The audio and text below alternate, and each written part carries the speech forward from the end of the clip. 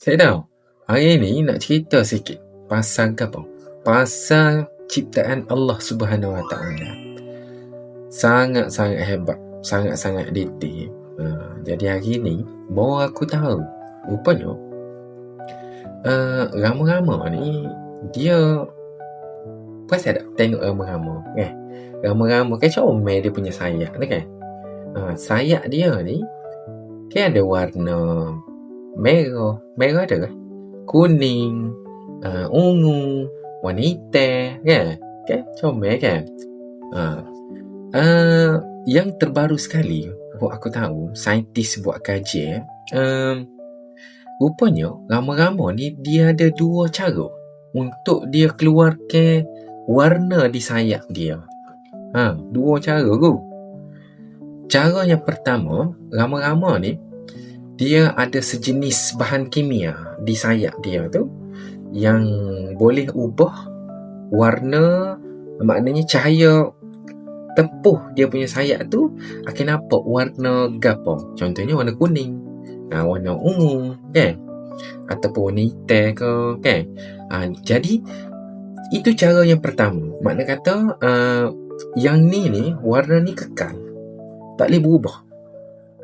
Kalau terbang kan kita tengok warna kuning, ada kan warna kuning comel tak? Cahaya ni dia akan kekal.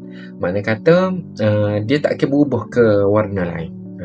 Tapi yang kira macam penemuan terbaru oleh saintis lah, dia buat kajian, rupanya salah satu selain pada bahan kimia di sayap dia,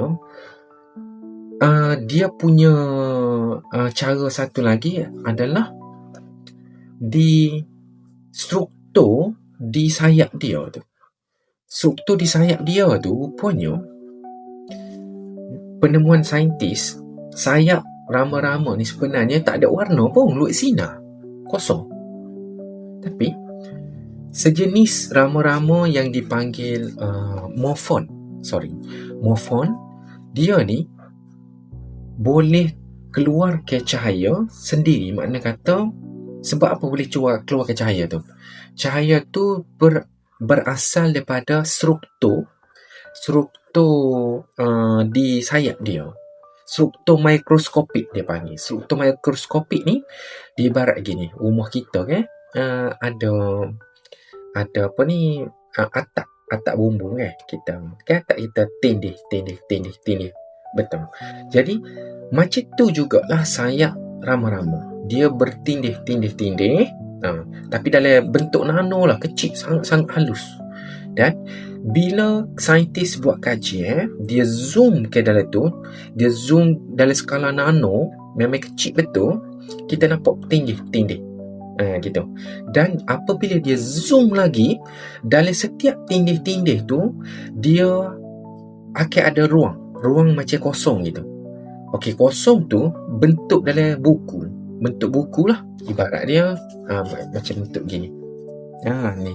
Dan dia akan tersusun dalam bentuk yang sama, saiz yang sama. Jadi dalam masa yang sama, struktur nano ni apabila dia diambil kira lah, baca air dia kan, daripada sini ke sini, menyamai dengan cahaya nampak. Cahaya nampak kita kan ada biru, hijau, kuning, bla bla bla. Struktur dia tu sama dengan cahaya nampak di antara wave, gelombang cahaya nampak di antara biru ke ungu. Jadi yang hebatnya, dengan susun atur tu, apabila cahaya langgar struktur tadi yang bentuk macam buku yang ni, cahaya tu dipantulkan mengeluarkan cahaya berwarna biru. Makna kata tak perlulah, dia tidak ada bahan kimia, tapi sebab struktur benda tu, wave dia tu sama dengan gelombang cahaya nampak berwarna biru ke ungu. Jadi dia menghasilkan warna biru ke ungu.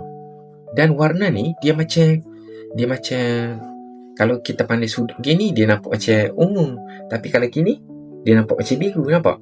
Dia macam kias, macam dia panggil bias. pembiasan, kan?